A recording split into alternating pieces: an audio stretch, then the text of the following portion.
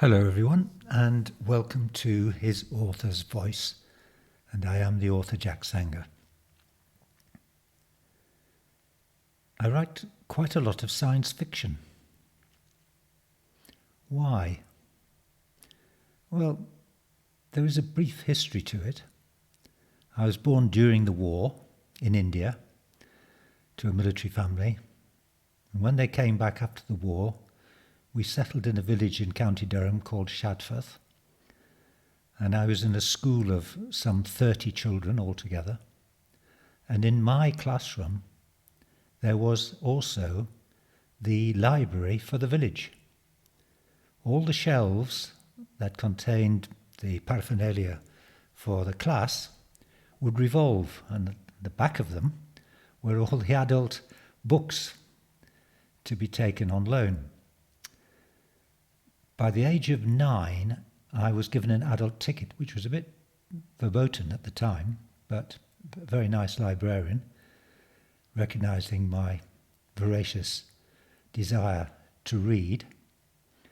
And by the age of 10, I'd read a lot of Peter Cheney and Raymond Chandler and other noirish writers, along with lots of stuff on gods and heroes.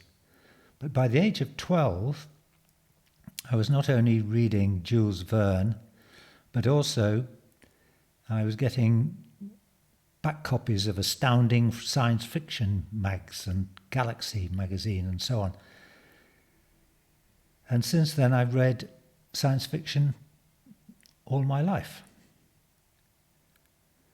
But what I realise is that when I write science fiction, I write it, curiously, in a sort of fusion with noirish detective fiction, because I'm absolutely wedded to the notion of twist endings.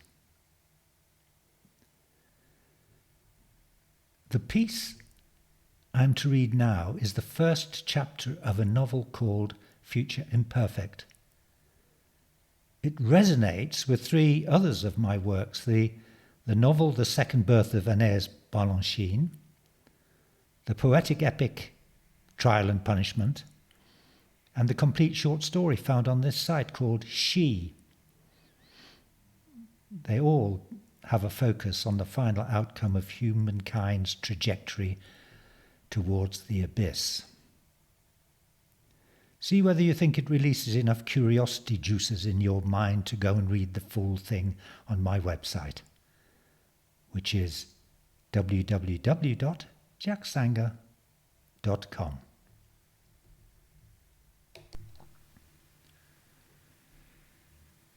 Future Imperfect. Chapter 1. He had chosen mortality, and so death was grinning at him. The nearer it came, the more the terror of its approach knotted fear into a cancerous tumour in his bowels. The inferno on level 7 sucked him in with growing intensity. Screams of the wounded, wails of the dying. The choice of ancient war had made the battle slow so that every detail could be assimilated and become more visceral, more four-dimensional, more fearful, more hurtful.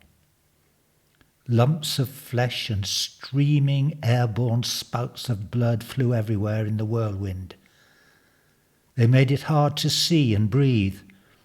His arms were weakening as he struck to the bone of yet another assailant, materializing from the gory mists. There was a whistle from the leader of the circling assassins, and through the gaps in their ranks leapt yelping black megrons, iron-jawed and slavering from the glistening rows of implanted steel teeth and exposed red gums. Somehow he managed to wrestle a poison pump from its pouch at his hip and jerked its outer sheath back and forth as he spun, spraying the snarling heads with a toxic, fiery ejaculation. The bony skulls and watering eyes melted away among flailing limbs and yowls of pain, their handlers retreating to a safe distance. But the relief was temporary. As he drew in great lungfuls of the polluted air, he heard the bells ringing on the legs of the chameleon scavengers as they swooped and fed upon the dying around him. The sound swamped him in its discordant, pulsing ululations. As the birds devoured their weight in flesh, they changed. Their sleek, grey sheen began to mottle. Their beaks elongated into stilettos, and he could tell that they were forming a deadly flock to attack him from the skies. All was the same. First they took the dead, and then the living. He was too weak to continue. The beaks of the birds cut through his protective vest, slicing his clothing and skin into strips, exposing his bones, mining his heart and organs in moments. All of this while he felt pain such as is never felt, because his body would not seek the aid of unconsciousness, even as his skull was split and the feeding frenzy turned to his brain. Here at last, in this ultimate maelstrom, the pain began to lessen, as the sensory centres were plucked from his seat of intelligence, leaving him with numb black holes and rapidly diminishing his comprehension. At the same moment that he lost awareness of the battle, he found himself in a tunnel with light at the end. It was the most common of after-death experiences. Waiting for him, doing a jig, was his guide, his arms outstretched, a beatific smile upon his face. As they embraced, he came back to full awareness. "Good death?" murmured ABZ 7357157 in his ear. "Looked wild on the monitor, more spikes than a cactus." He was recovering fast. As always, he could not recall the mental trauma just before death, though he knew it had been intense. Even with players like him, the psyche needed careful protection. There were concoctions that could replay it from his memory again, but unlike many of his friends, he never dwelt on the past. It was the transiency of pain that appealed. "Fantastic," he laughed. "Phenomenal, outrageous, worth a month's pay." "That's what mortality costs," said ABZ, admiringly. "You certainly know what to spend your allotment on." They lay side by side on the bed of air in the vaulted chamber, their fashionable loose-fitting white bachelor robes floating around them. A-Prime 107's apartment was chic and high-tech in the extreme. There was not one retro appliance or stick furniture or soft furnishing, anything, anywhere to be seen. He loved the air press islands that on his voice-activating command would provide body-fit shapes on which he could recline, wherever and whenever he felt like it. He loved the shell's capacity to become any colour he desired, currently the palest blue, as well as the opaque or transparent modifications that came as basic. At this moment they lay on minutely rippling air which massaged A-Prime's aching physique. A-Prime tended to have the shell of the chamber on mirror translucent, maintaining privacy while allowing him to look across the urban wrapping, 90% of which was silvered bubble like his own. "Takes it out of you, doesn't it?" reflected ABZ. "The body suffers from the mind's torture." "I'm okay. I got on to level 7. "Ah, that's no go. You're a freak. That's why you have a prime rating." ABZ had never gone further than basic level 1 on the death programs before feeling sick. Indeed, he was worried that they sent back info to the authorities if anyone got as far as A-Prime was doing. Everybody knew that there were built-in detectors. Every game could be looped back to Central. "It's all in the gene stips," grunted A-Prime, as if it was nothing to do with his will. Your parents must have been mutants. You're lucky they don't eliminate you anymore. You win some, you lose some. A Prime 107 had a momentary flash of girls' faces, a brief cavalcade of perfect smiles with perfect teeth and uniform brown eyes, slim limbs and coiffures topiaried into fantastical many-coloured splendour. Sex and death came together like unholy partners. ABZ caught the passing thought, as friends do, and gave him a punch. He had listened to A Prime's fantasies many times, and though he could not identify with them, he could sense the intense longing his friend felt. After all, he was only an ABZ, and there were many more where he came from.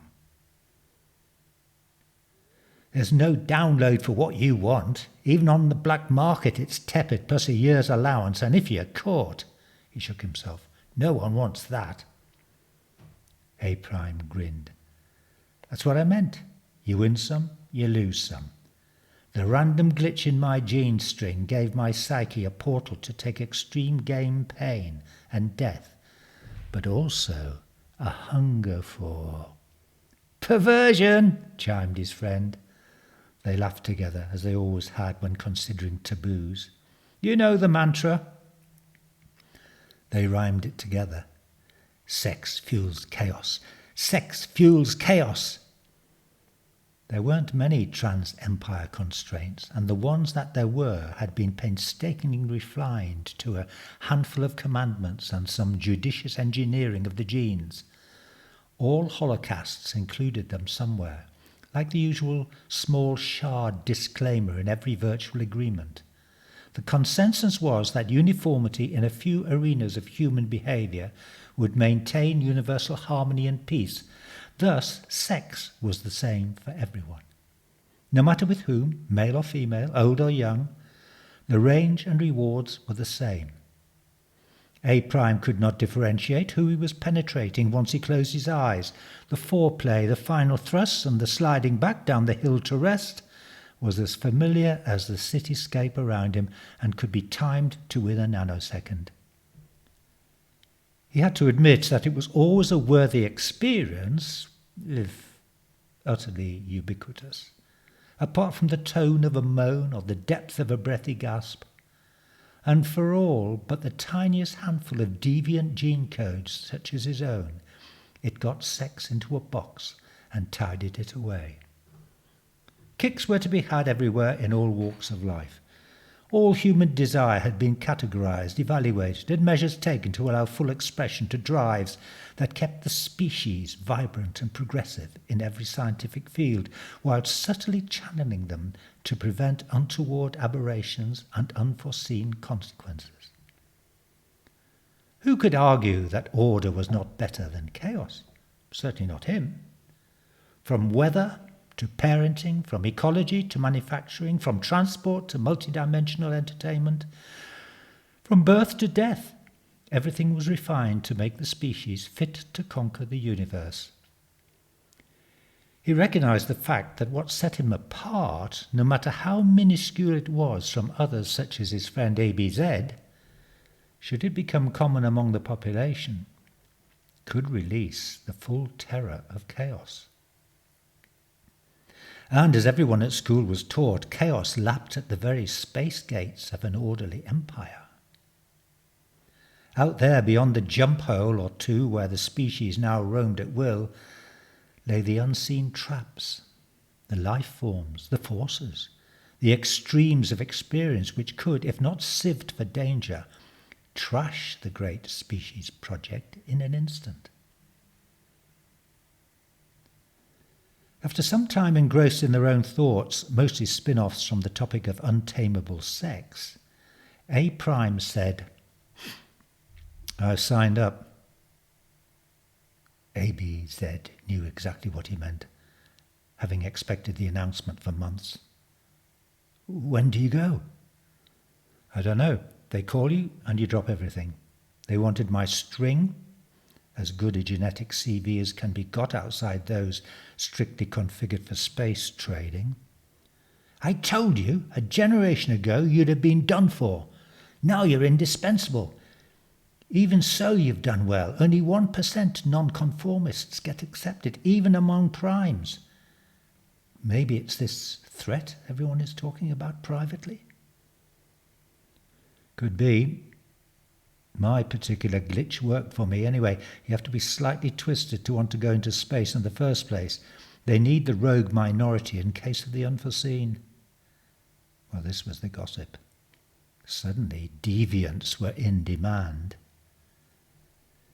Yep, you can't program for the unforeseen, said ABZ, finding himself uttering a cliché. But if they want the likes of you, I bet it's not foreseen anymore. It's here. Maybe you'll meet the woman of your sweaty nightmares out there in chaos. ABZ 735-7157 was sad. He didn't think he would see his friend again once he became a space adventurer.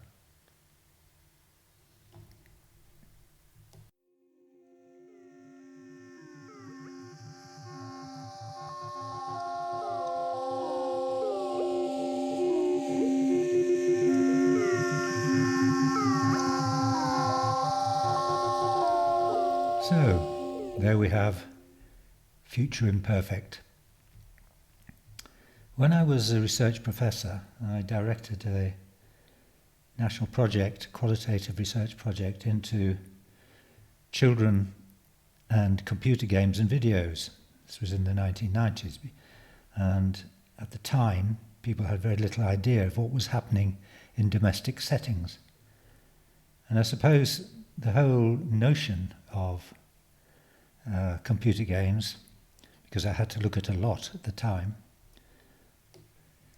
laid down in the basement of my mind for future use.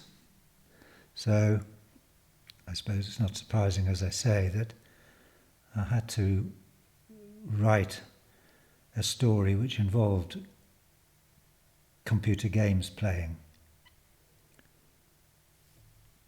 So there we are. I hope you enjoyed it, and I hope you go to the site www.jacksanger.com and read the story in full and everything else that's there. Novels, plays, short stories. Thank you very much for listening, and I'll see you next time. Bye-bye.